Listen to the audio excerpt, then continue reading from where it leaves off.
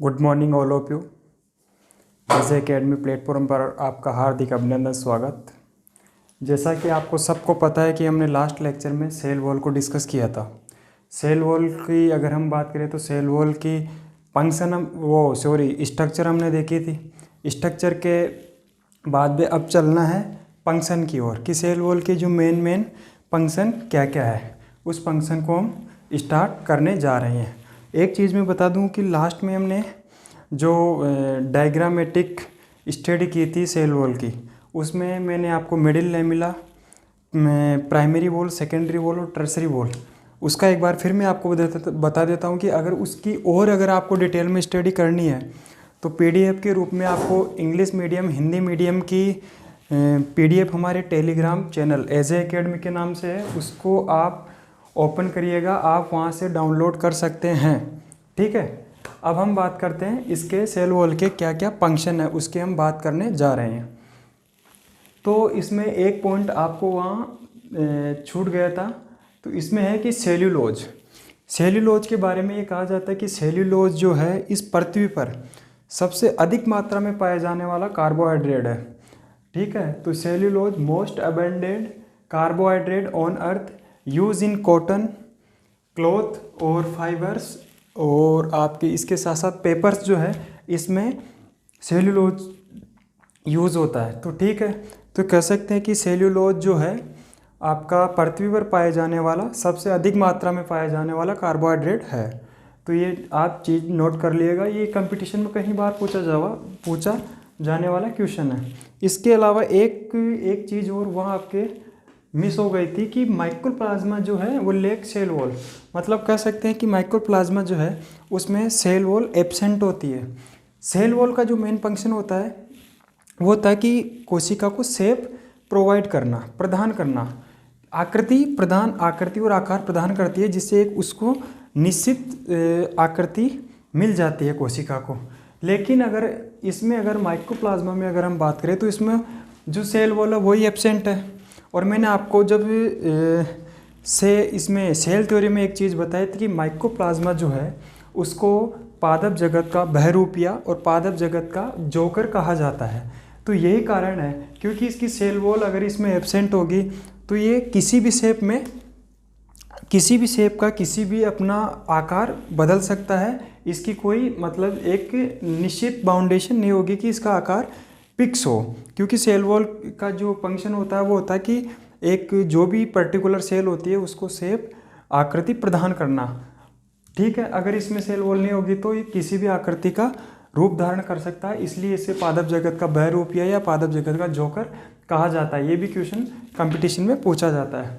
अब अगर फंक्शन की अगर हम बात करें, एक फंक्शन को, अगर सेल वॉल के फंक्शन को देखें तो सबसे पहला है मैकेनिकल सपोर्ट। मैकेनिकल सपोर्ट की अगर हम बात करें तो मैंने कहा था कि जो सबसे आउटर मोस्ट लेयर होती है वो क्या होती है, सेल वॉल होती है। सबसे आउटर मोस्ट होती है जो अपना एक्सटर्नल इन्वायरमेंट है, उसमें जैसे कोई भी वो पैथोजेंस है वो एंट्री न कर सके, हानिकारक पैथोजेंस जो है वो अंदर एंट्री करेंगे तो कहीं ना कहीं सेल को डिस्टर्ब करेंगे। तो एक मैकेनिकल सपोर्ट ये प्रदान करती है। तो मैकेनिकल सपोर्ट में हो जाएगा the main function of the cell wall. Mechanical support जो होता है ये सेल वॉल का क्या होता है, मेन फंक्शन होता है। ठीक है, it is provide mechanical support against the gravity के अगेंस्ट ये मैकेनिकल सपोर्ट प्रदान करता है किसको, सेल को। ये हो जाएगा। नेक्स्ट जो अपना होगा वो होगा कि it determine the shape of cell. अभी मैंने माइक्रोप्लाज्मा वाले केस में आपको बताया था कि ये कोशिका को एक निश्चित आकृति प्रदान करता है। ये भी सेल वॉल का क्या है, एक मेन फंक्शन है। ठीक है, अगला जो होगा वो हो जाएगा it also help in cell to cell interaction via plasmodesmata. जब मैंने सेल वॉल का डायग्राम बनाया था उसमें मैंने जो है वो प्लाज्मोडेस्माटा ड्रॉ करके आपको दिखाया था। और जब मैंने प्लाज्मोडेस्माटा आपको पढ़ाया था तो उसमें मैंने एक चीज़ डिस्कस की थी कि प्लाज्मोडेस्माटा जो होता है इसका फंक्शन होता है कि एक कोशिका से दूसरी कोशिका में जो पदार्थों का परिवहन होता है उसमें ये हेल्प करता है। तो ठीक है, तो सेल टू सेल एक कोशिका से दूसरी कोशिका में इंटरेक्शन में हेल्प करता है, मतलब परिवहन में, ये ट्रांसपोर्ट में सहायता करता है, इसलिए ये हो जाएगा। ठीक है, नेक्स्ट जो अपना फंक्शन होगा वो हो जाएगा it provide the main supporting framework in the plants as well as skeleton, ये एनिमल में हो जाएगा। एग्जाम्पल हो जाएगा साइटोस्केलेटन। मतलब मैंने अभी थोड़ी देर पहले आपको एक चीज़ बताई थी कि जो सेल वॉल है उसका मेन फंक्शन होता है शेप ऑफ द सेल। मतलब एक कोशिका का एक निश्चित डिटरमाइन फ्रेम वर्क करके उसको सपोर्टिंग अच्छा एक उस कोशिका को जिस प्रकार से उसका आकार लेना चाहिए था वो आकार प्रदान करता है, वैसा फ्रेम वर्क करके उसको एक निश्चित आकार प्रदान करता है। जैसे अपने एनिमल की अगर हम बात करें तो एनिमल जो है उसमें ये कार्य कौन करता है, स्केलेटन कंकाल। उसका एग्जाम्पल हो जाएगा बाह्य कंकाल। जो बाह्य कंकाल का जो अगर फंक्शन देखें तो वो भी क्या होता है, बाहरी आघातों से उसको सुरक्षा प्रदान करता है। ठीक है, तो ये कुछ फंक्शन थे, आप एक बार देख लीजिएगा। 2-3 फंक्शन और इसमें ऐड करने जो देखते हैं, एक बार इसको देखिएगा फिर आगे नेक्स्ट चलते हैं। तो जो नेक्स्ट अपने फंक्शन है उनकी बात करते हैं। हमने पहले 4-5 जो फंक्शन थे उनको डिस्कस कर लिया है। जो अपना नेक्स्ट फंक्शन होगा वो होगा कि it is the provide to protection of inner protoplast.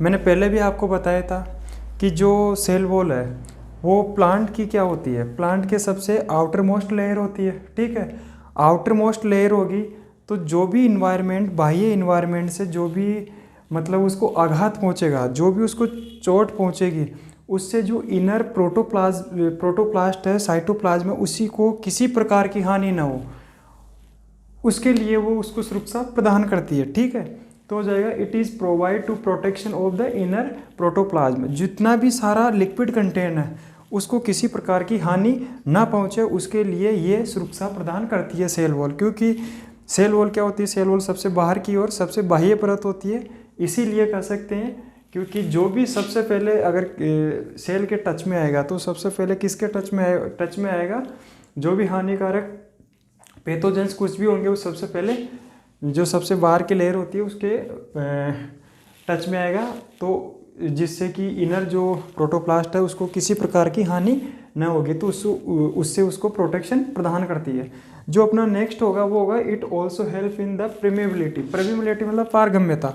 तो कहीं ना कहीं जो सेल वॉल होती है वो पारगम्यता में भी सहायता प्रदान करती है। ठीक है, वैसे हम बात करें तो परमेबिलिटी जो मेन फंक्शन है वो कोशिका झिल्ली का है, सेल मेम्ब्रेन का है। जो अपना जो नेक्स्ट क्लास होगी वो किसकी होगी, सेल मेम्ब्रेन की होगी। वहाँ परमेबिलिटी जो पारगम्यता है उसको हम डिटेल में स्टडी करेंगे। पर कहीं ना कहीं देखें तो जो सेल वॉल है वो भी रोल प्ले करती है, वो भी अपना रोल प्ले करती है किसमें, परमेबिलिटी, पारगम्यता में। ठीक है, इसके बाद में अगर हम देखें तो नेक्स्ट जो अपना होगा वो होगा it also maintain to turgor pressure.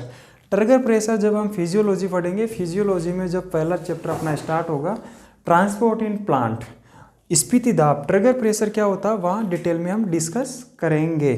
ठीक है, स्फीति दाब ऐसा होता है मतलब कोशिका को पिचकने से बचाने के लिए जो प्रेशर होता है उसको आप क्या बोलते हो, ट्रिगर प्रेशर। उसको हम डिटेल में जब सेकंड ईयर का अपना पहला पेपर स्टार्ट होगा प्लांट फिजियोलॉजी एंड बायोकेमिस्ट्री, उसमें वहाँ ट्रिगर प्रेशर, स्फीति दाब, इसको हिंदी में बोलते हैं स्फीति दाब, इसको वहाँ डिटेल में स्टडी करेंगे।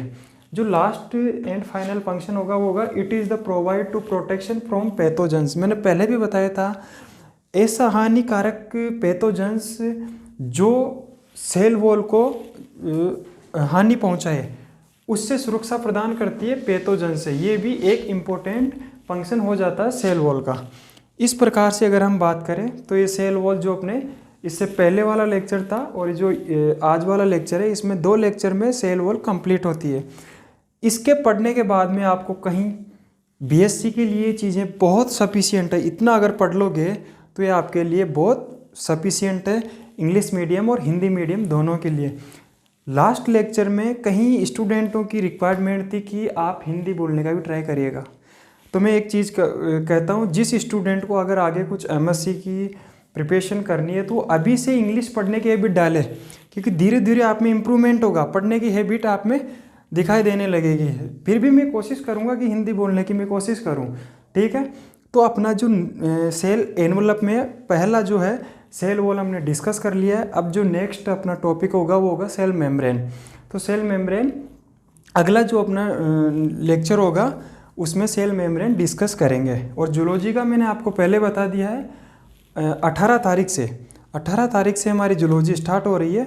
राहुल सर जूलॉजी स्टार्ट कर रहे हैं। जूलॉजी में जो फर्स्ट थर्ड ईयर हम पहले स्टार्ट करेंगे, उसमें जो इवोल्यूशन वाला चैप्टर है उसको हम स्टार्ट करने जा रहे हैं। और एक चीज़ बता दूं, जो भी स्टूडेंट, जो भी आरपीएससी द्वारा हाल ही में जो वैकेंसी विज्ञप्ति जारी की गई है, जिसमें लेक्चरर की जो पोस्टें हैं 5000 के समथिंग पोस्टें आई है, उसमें जो स्टूडेंट लेक्चरर की तैयारी कर रहे हैं उनके लिए भी मैं उनसे कहना चाहूँगा कि ये वीडियो आपके लिए रामबाण साबित हो सकते हैं, क्योंकि डिटेल में इतनी मैंने सब कुछ आपको बता दिया है। फिर भी अगर आपको नोट्स चाहिए तो हमारा जो टेलीग्राम चैनल है उस पर आप जाइएगा, वहाँ से PDF डाउनलोड कर लीजिए। डिटेल में आपको सारा डेटा वहाँ मिलेगा, ठीक है। तो आशा करता हूँ कि आपके सेल वॉल वाला जो टॉपिक है कंप्लीट दोनों लेक्चर में आपके अच्छे से समझ में आ गया होगा। ठीक है दोस्तों, मिलते हैं अगले लेक्चर में सेल मेम्ब्रेन में। Thank you.